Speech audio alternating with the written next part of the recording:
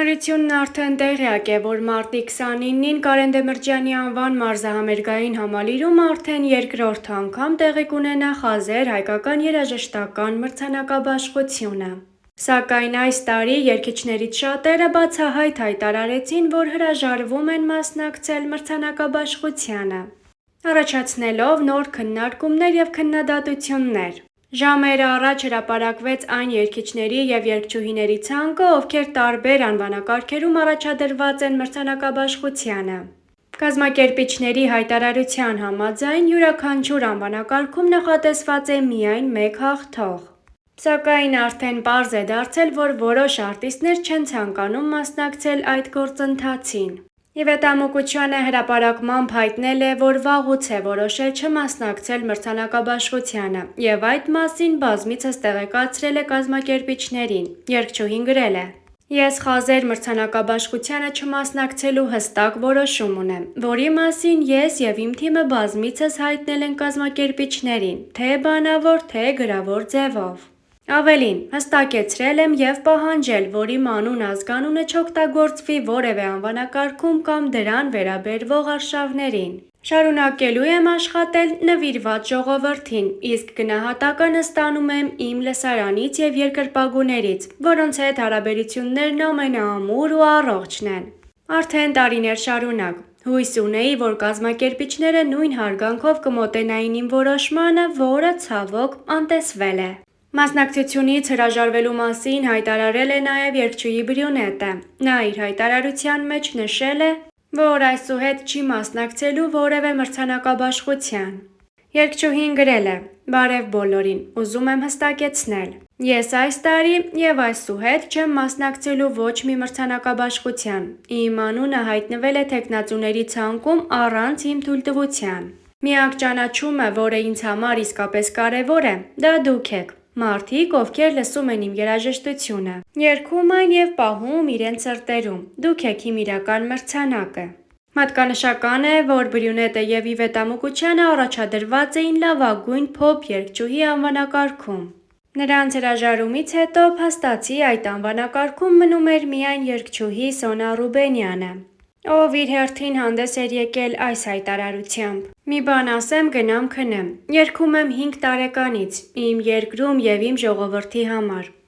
ում գնահատականն ու սերը ինձ համար ամենաարժեքավորն ու կարևորն են։ Ձեր սերն անգին է, ասել եմ ու կրկին կասեմ, և պատրաստ եմ նույն նվիրումով շարունակել իմ ճանապարհը։ Ի գիտություն բոլորի, ոչ անցյալ տարի, ոչ էլ այս տարի ես էլ ինքս ինձ չեմ նոմինացրել տարվա լավագույն երգչուհի անվանակարգում։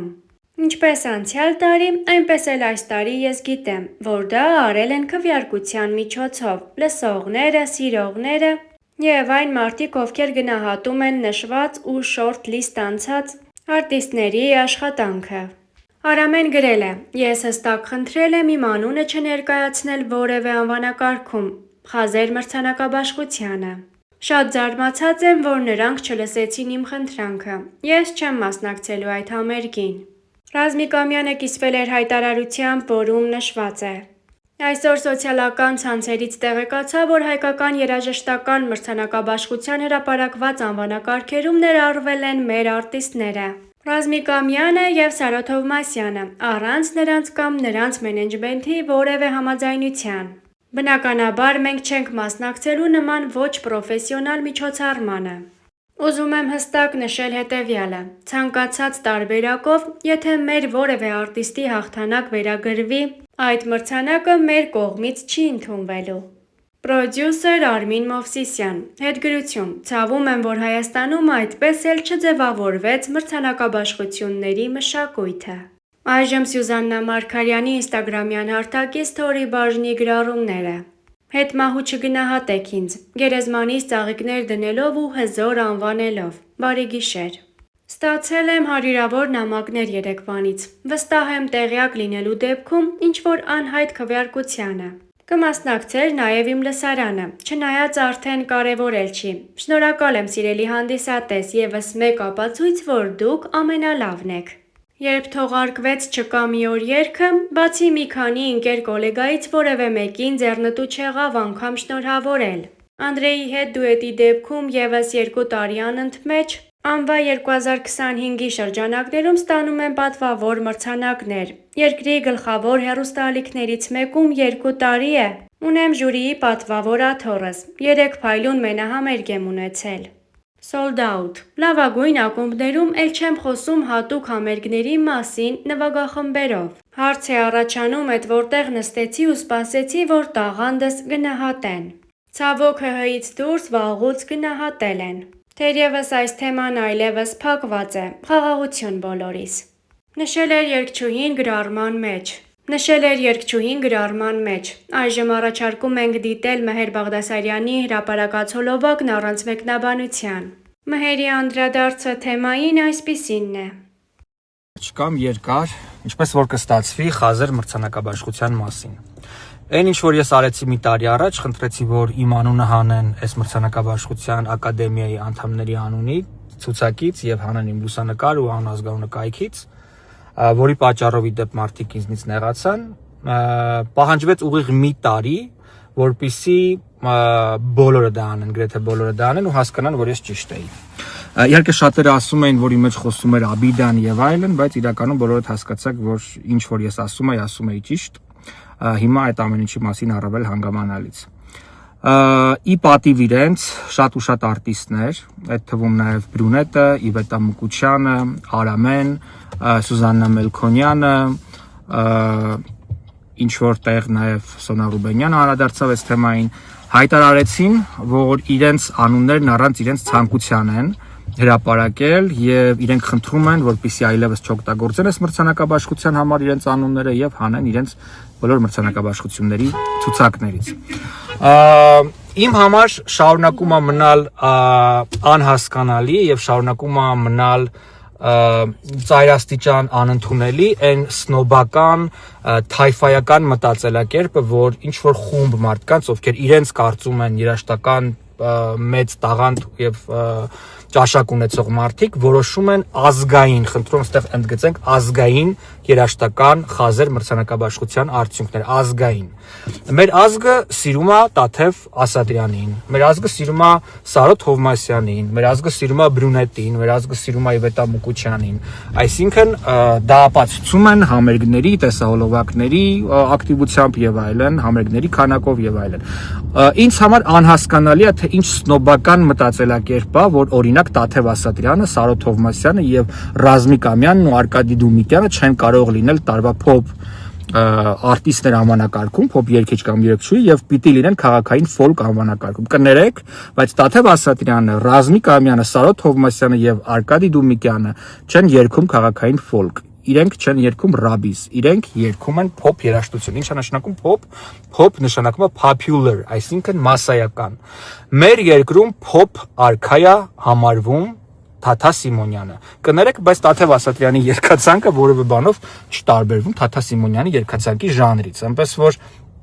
արդարացնել տենց որ չկա ինքը տարվա լավագույն երգչուհի անվանակարգում, ունենալով,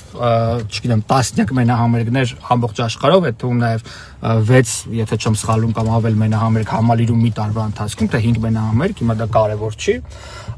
դա կրկին աբսուրդի ժանրից է։